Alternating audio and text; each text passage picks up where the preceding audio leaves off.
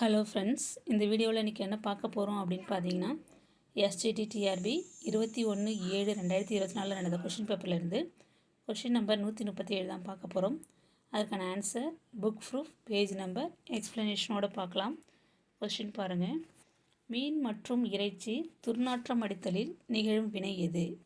இதுக்கு கரெக்டான ஆன்சர் என்ன அப்படின்னு பார்த்தீங்கன்னா, ஆப்ஷன் ஏ தான் கரெக்டான ஆன்சர். ஆப்ஷன் ஏ ஆக்சிஜனேற்றம். இது டைரெக்டாக புக்கில் இருக்குது.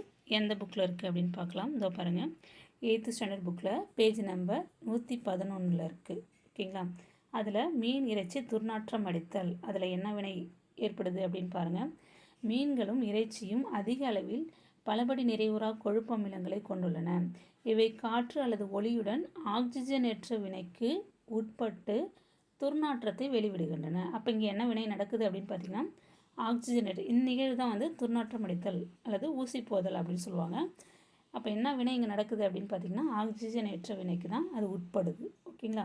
அப்போ கரெக்ட் ஆன்சர் ஆக்சிஜனேற்றம். திருப்பி கொஸ்டின் பாருங்கள். மீன் மற்றும் இறைச்சி துர்நாற்றம் அடித்தலில் நிகழும் வினை ஆக்சிஜனேற்ற வினை. ஆப்ஷன் ஏ தான் கரெக்டான ஆன்சர். ஓகேங்களா?